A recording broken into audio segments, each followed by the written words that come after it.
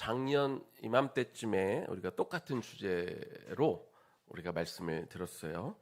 굉장히 충격적인 일이 있었죠. 이 앞에서 그때 말씀을 전해주신 우리 허던도사님이 뭔가를 두 개를 들고 왔어요.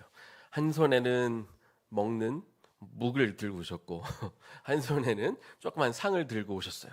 자, 이쯤에서 여러분들 이번 주제가 뭔지 알겠어요? 뭘 것 같아요? 맞아요. 묵상이에요. 이번 주제가 묵상인데, 자, 우리 지난달 그러면 주제가 뭐였는지 여러분 혹시 기억이 날까요? 네, 여러분 지난달 주제는 뭐였죠? 네, 목사님을 잘 보면 알 수도 있어요. 그렇죠. 기도예요. 우리 지금 이제 올해 들어서는 우리가 한 달의 주제를 정해놓고 우리가 그 말씀을 씨앗 예배 때 배우고, 그리고 그 달에 우리가 씨앗 캠프에서는 그 주제를 가지고 한 달 동안 내내 했어요. 그래서 우리가 2월 달에는 기도라는 제목을 가지고 우리가 씨앗 예배 말씀도 듣고, 씨앗 캠프 때는 기도에 대해서 우리가 한 달 동안 우리가 게임도 하고 기도에 관련된 뭘 만들기도 하고 우리가 말씀도 듣고 기도도 했죠. 우리 이번 달엔 묵상이라는 주제를 가지고 오늘 말씀 듣고 또 나머지 우리 씨앗 캠프 때 계속해서 묵상에 관련해서 우리가 그 언니 오빠들이 준비해 준 게임도 하고 또 말씀도 배우고 그렇게 할 거예요.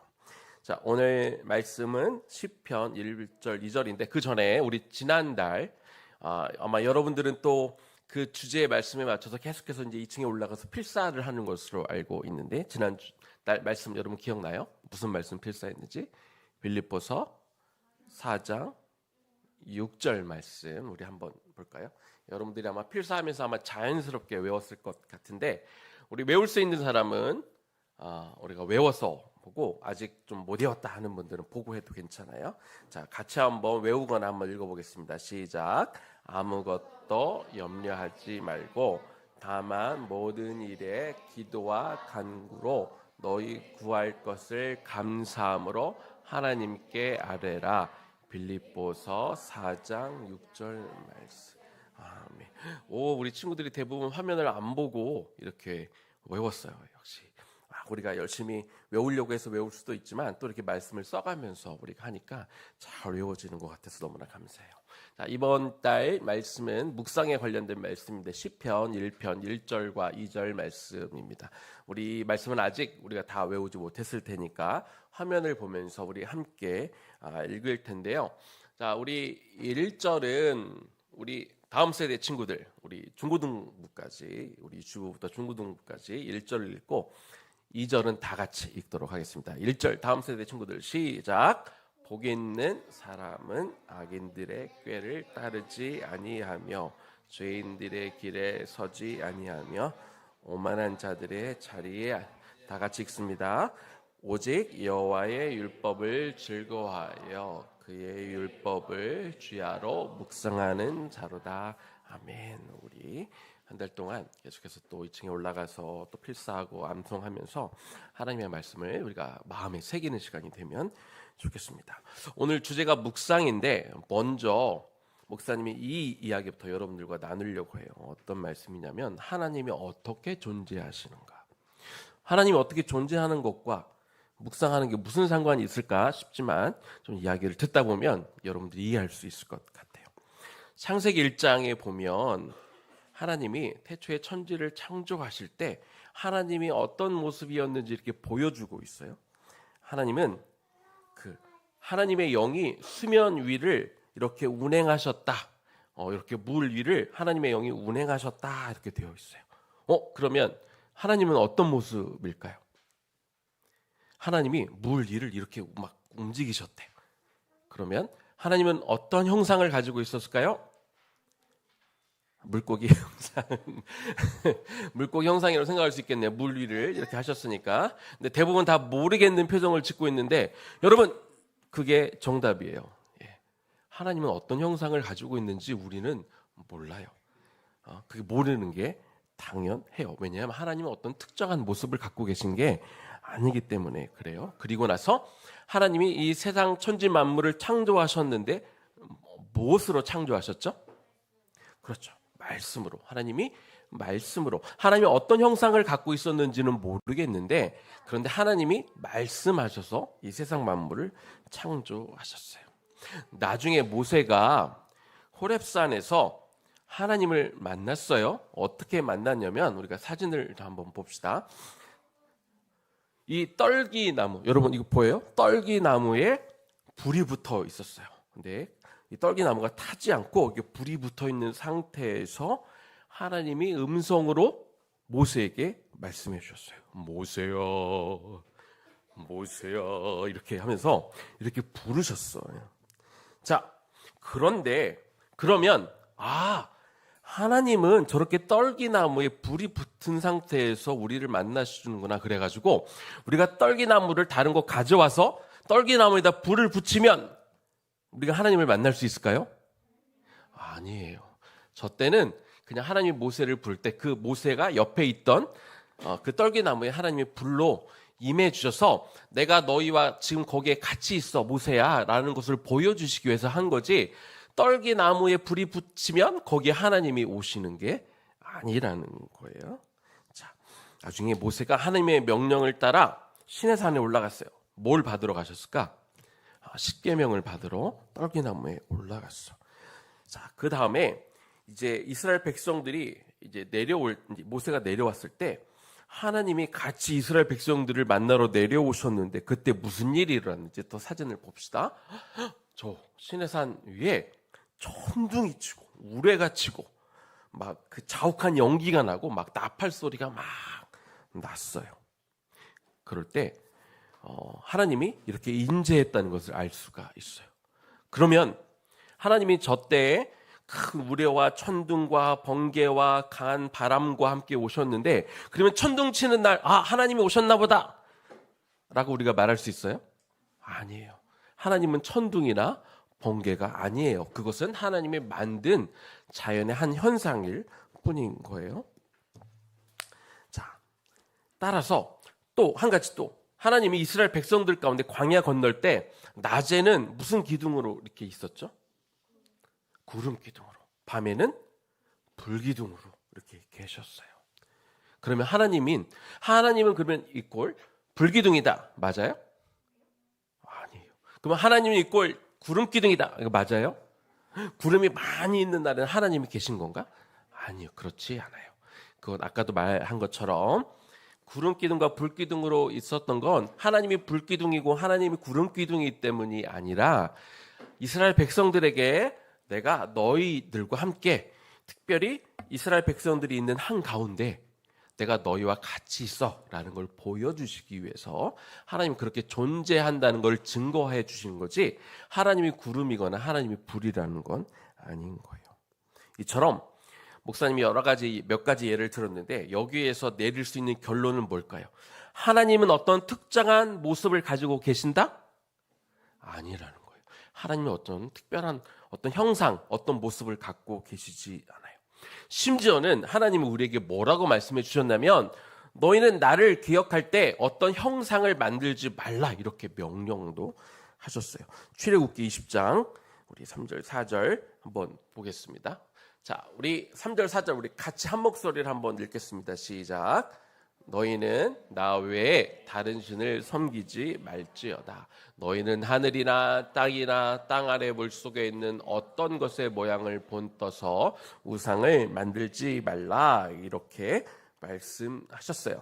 자, 하나님이 모세가 십계명을 받으러 간 사이에 밑에서 이스라엘 백성들이 한 일이 있어요. 우리 사진을 한번 또 봅시다.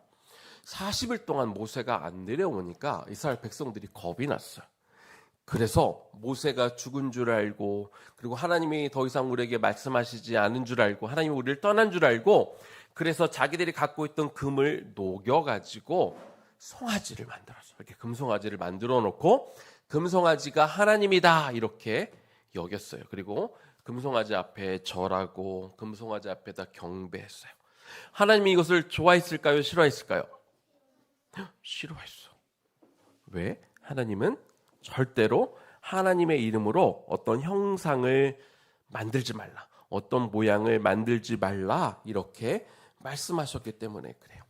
옛날에 우리 한국 사람들은 어떻게 기도를 했냐면 달빛 아래서 물을 떠다 놓고 달에다가 이렇게 기도했어. 우리 어떤 일이 잘 되게 해주세요. 우리 아들이 빨리 결혼하게 해주세요. 우리 며느리가 빨리 딸을 낳게, 아들을 낳게 해주세요. 막 이렇게 기도했어요.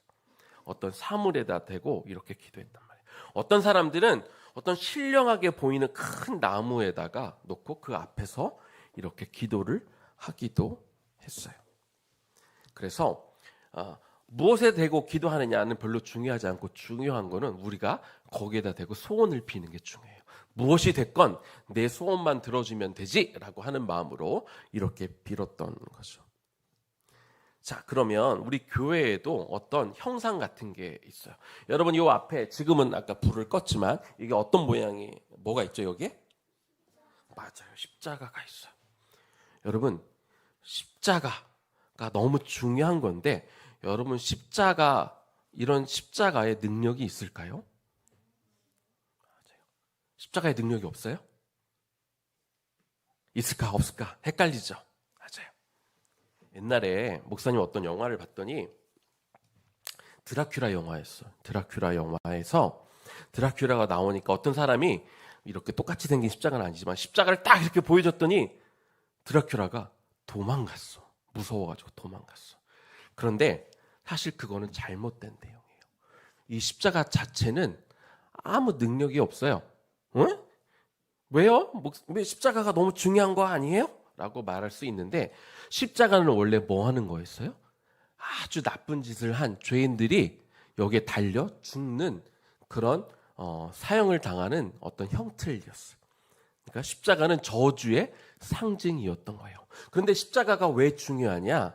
십자가가 중요한 이유는 예수님이 저와 여러분들의 죄를 가지고 이 십자가에 달려 죽으심으로 저와 여러분들의 죄를 용서해 주셨기 때문에, 그래서 우리가 이 십자가를 이렇게 교회마다 달아놓고 우리가 십자가를 바라보면서, 그렇지, 예수님이 나의 죄 때문에 십자가에 달려 죽으셨지, 그래서 내가 구원받았지 라고 우리가 그것을 기억하고, 그리고 우리도 이제 그 십자가의 은혜를 받았기 때문에 하나님, 앞으로 나는 나를 위해서 사는 게 아니라 하나님 나라를 위해 살 거예요, 우리 주님을 위해 살 거예요 라고 기억하고 기념하기 위해서 우리가 십자가를 가지고 있는 거지, 이 십자가 자체에 어떤 능력이 있는 건 아니에요. 우리가 그래서 어떤 사람들은 십자가 목걸이를 하기도 하고 어떤 사람은 십자가 귀걸이를 하기도 해요. 그러면 우리가 십자가만 들고 다니고 십자가 목걸이를 하면 우리가 어떤 아프지 않을까요? 그렇지 않아요.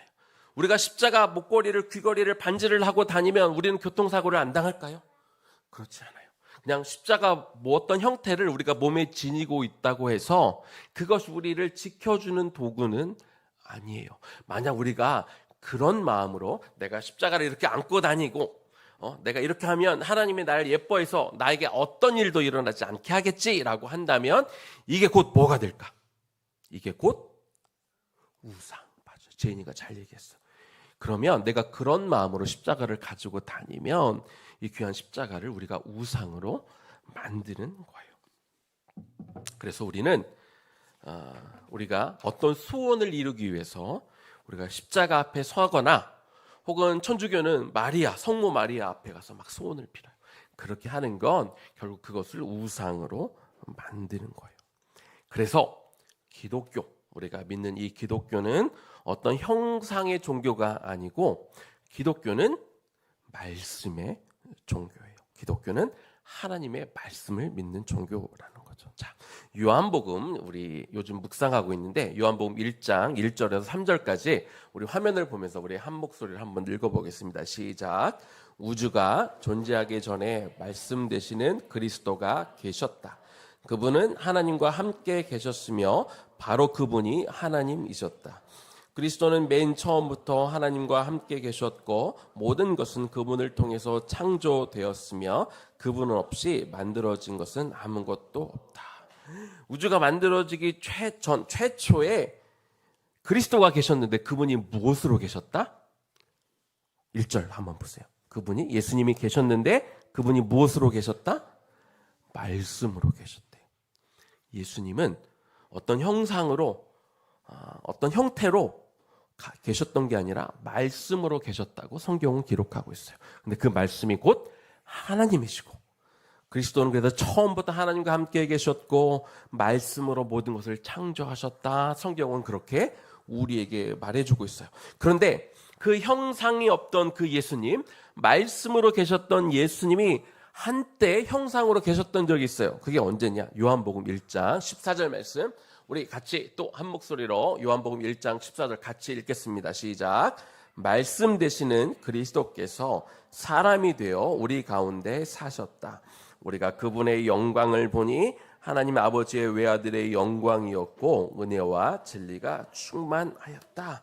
하나님은, 그리고 예수님은 원래 말씀이셨는데 잠시 한 3년 정도는 우리 사람이 사는 이 땅에 오셔서 사람의 모습을 하고 계셨어요. 왜 그랬을까? 사람들이 하나님이 주신 율법을 잘 이해를 못했어. 율법을 어떻게 지켜야 되는지 잘 깨닫지 못했어.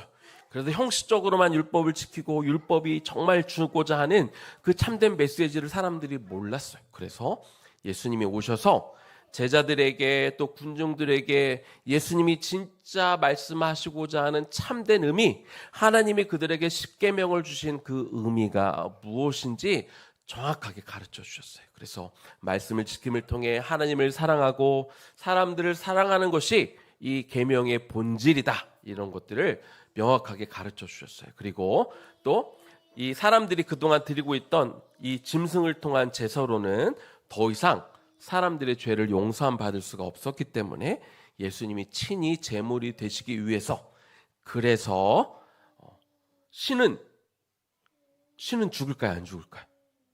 신은 죽을 수가 없어요.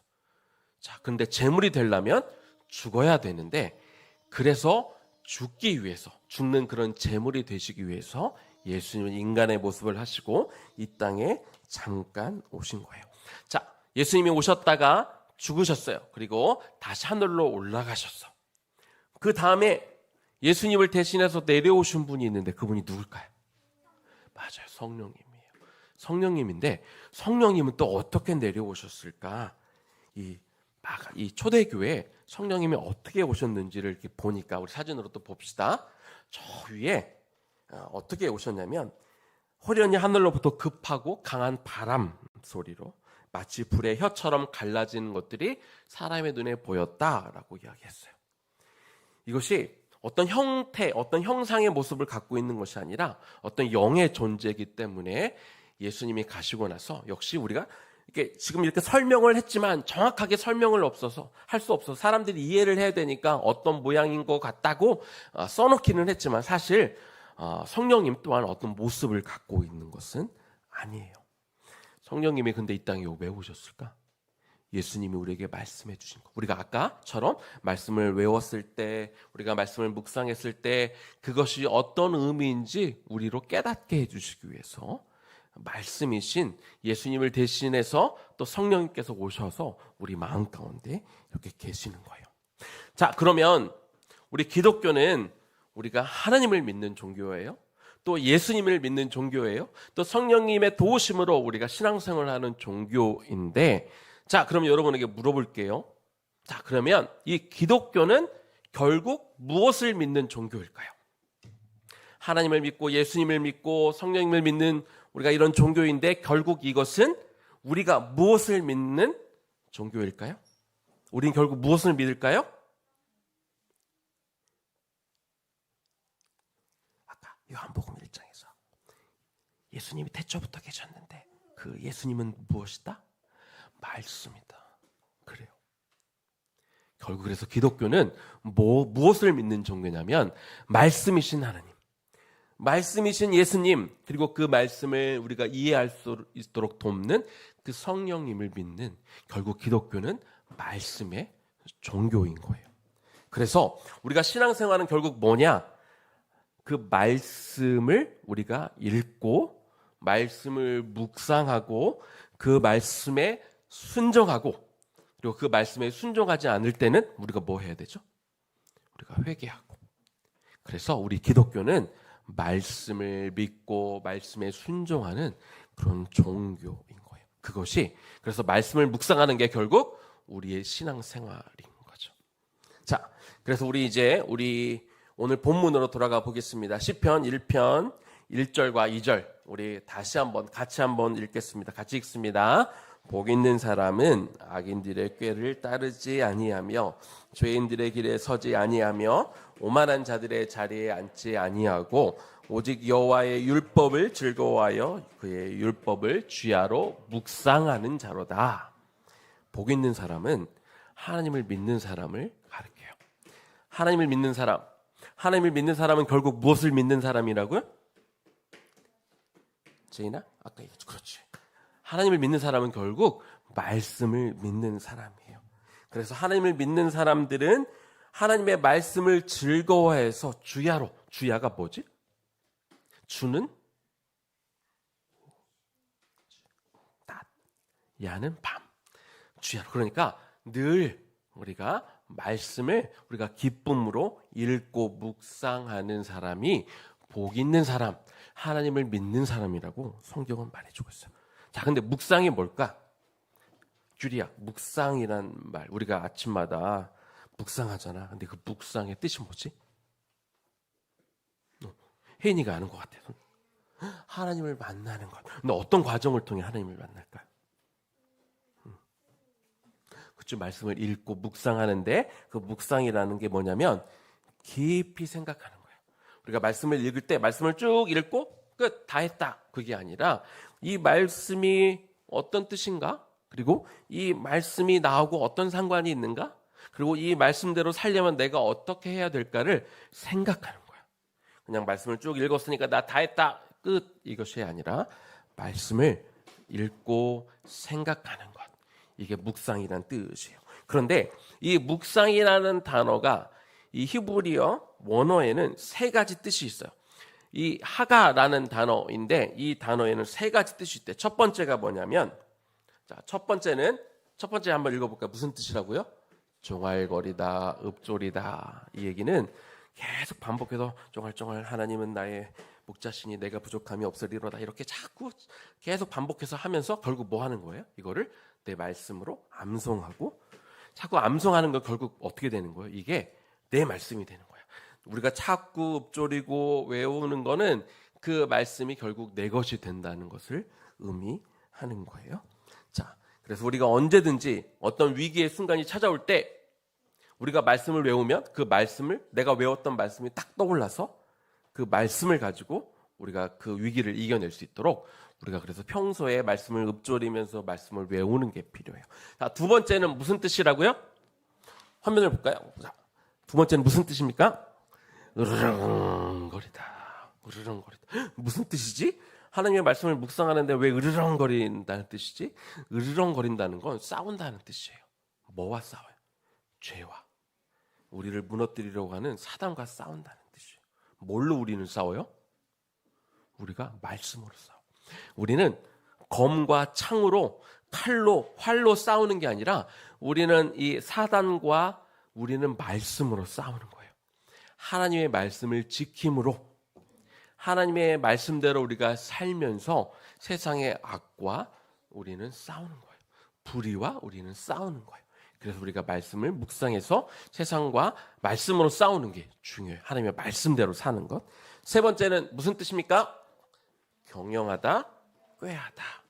자, 이건 무슨 뜻이냐면 우리가 살아갈 때 우리 삶에 어떤 문제가 있을 때 우리가 이 문제를 어떻게 해결해야 되지? 우리가 막 고민하고 꾀를 내고 막 우리가 전에 어떻게 했더라 막 이렇게 어떤 생각해서 우리가 어떤 방법을 찾아내는 게 아니라 하나님의 말씀을 늘 묵상하고 외우고 하나님의 말씀대로 살려고 하는 사람들은 하나님이 지혜를 주시는 거야. 어떤 상황에 부딪혔을 때 성경에 나와 똑같은 지금 이 시대를 살아가는 우리에게 우리가 똑같은 그런 이야기가 성경에 쓰여져 있지는 않지만 우리가 성경을 계속 묵상하면 우리가 성경을 계속해서 읽으면 그것이 우리에게 지혜가 돼서 지금 이 시대에 우리가 살아갈 때 어떤 문제를 어떻게 해결해야 되는지 그 말씀이 우리에게 지혜를 주신다. 이런 뜻이 되는 거예요. 그래서 우리는 말씀을 그래서 계속해서 외워야 되고 그래서 우리는 말씀을 가지고 세상과 싸워야 되고 그리고 우리가 말씀을 계속해서 묵상할 때 우리에게 그 말씀이 지혜를 주는 거예요. 우리는 때로 이 하나님의 말씀이 우리의 삶과 아무런 연관이 없는 것처럼, 이건 그냥 옛날에 기록된 책이니까 지금 2000년대를 살아가는 나하고 아무런 상관이 없다고 생각할 수 있는데 그거는 틀렸어요. 지금도 이 하나님의 말씀에 능력이 있어서 우리가 이 말씀대로 살아갈 때 죄와 싸워서 이길 수 있고, 이 말씀대로 살아갈 때 내가 어떻게 이 문제를 해결해야 되는지, 세상이 보면 되게 웃긴 방식인 것 같고 어이없는 방식인 것 같고, 어떤 문제를 해결할 때 누군가를 빨리 쳐내고 누군가를 미워하는 게 방법인 것 같은데, 성경은 오히려 이들을 사랑하고 이들을 용서할 때 오히려 문제가 해결될 수 있어요. 이걸 우리가 어떻게 할 수 있어?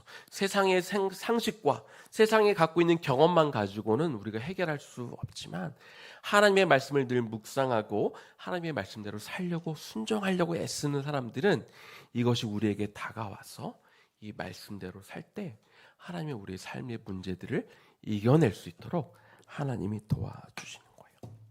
그래서 우리가 이 하나님의 말씀, 그래서 하나님은, 우리가 믿는 그 예수님은 결국 무엇이다? 말씀이다. 맞아요. 그래서 기독교는 말씀의 종교예요. 그래서 우리가 하나님이 어떻게 존재하시는가 처음에 우리가 그걸 먼저 나눴어요. 그래서 하나님은, 예수님은 말씀으로 존재하시고 성령님은 그 말씀이 어떤 의미인지 우리를 깨닫게 해주시는 그런 분이라고 우리가 말씀을 나눴고, 그래서 이 말씀을 우리가 날마다 묵상하는 것, 그래서 이 말씀대로 살려고 노력하는 것, 이것이 결국 우리의 신앙생활이다. 그래서 우리가 신앙생활을 하는데, 우리가 하나님을 믿는데 말씀을 묵상 안 하면 될까요? 안 될까요? 말씀을 묵상 꼭 해야 되는 거예요. 말씀을 묵상하지 않으면 나는 신앙생활을 안 하는 거예요. 내가 말씀 묵상을 안 하면 나는 하나님을 안 믿는 거예요. 예수님을 내가 섬기는 게 아닌 거죠.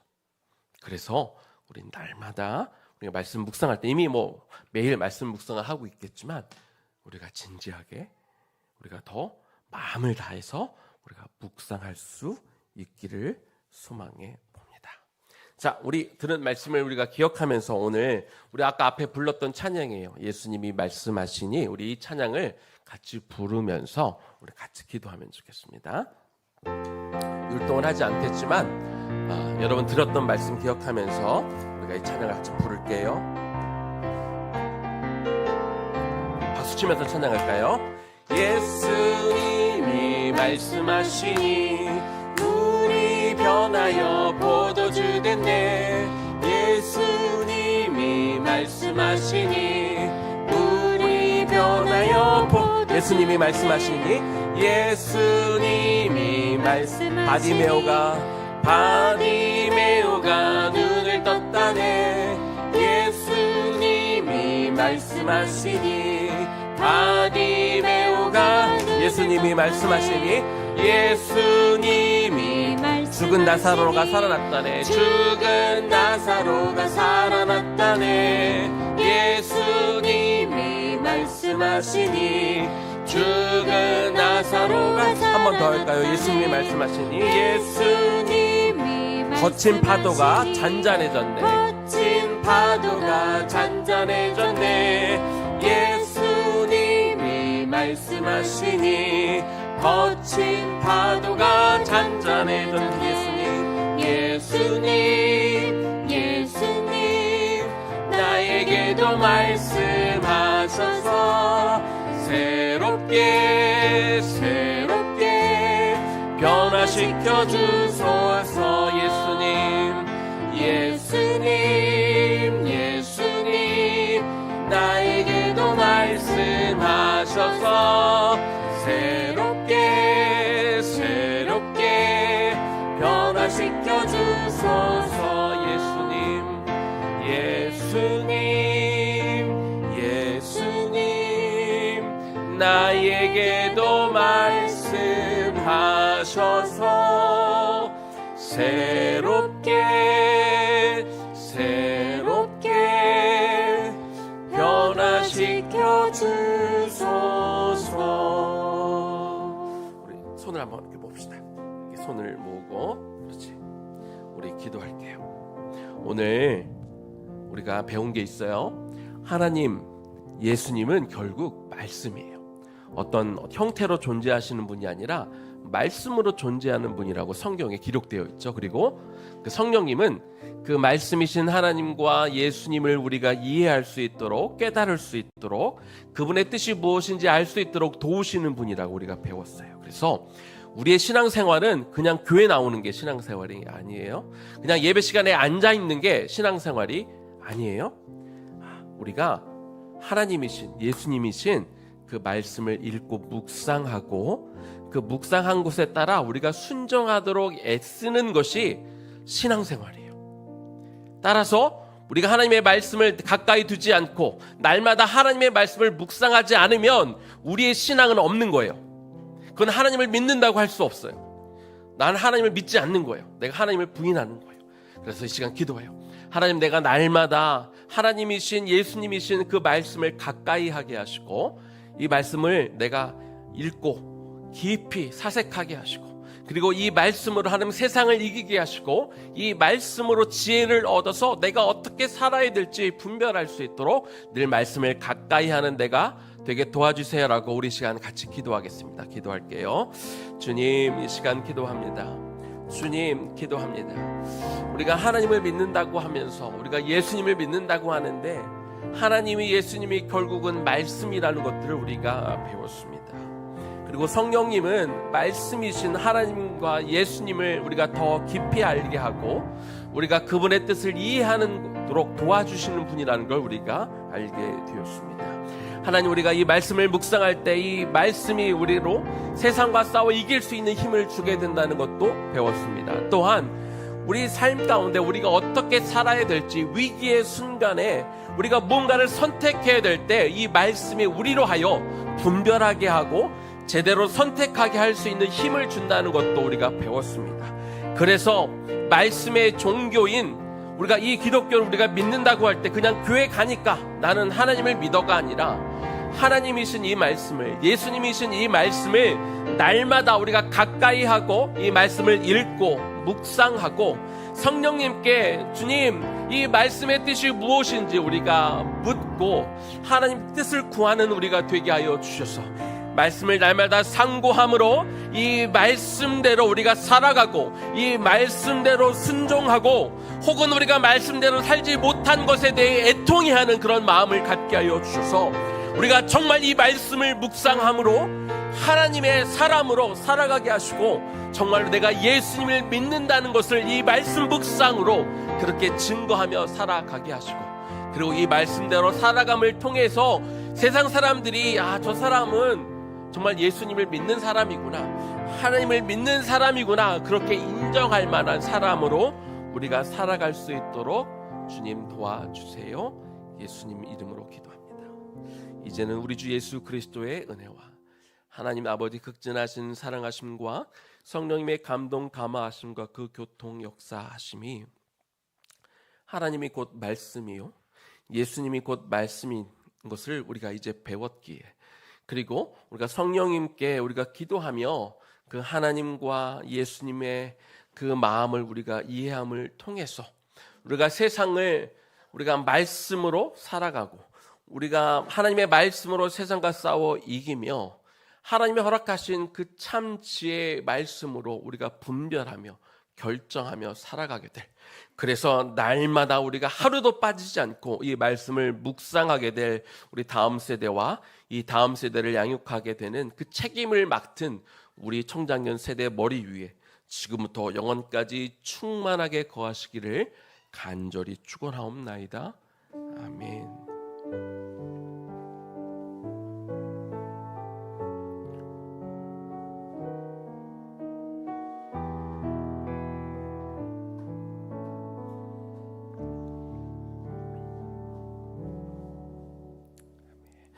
다음 한 주도 우리 말씀이신 우리 하나님이신 예수님이신 말씀을 꼭 묵상하는 우리 모두가 되기를 소망해 봅니다.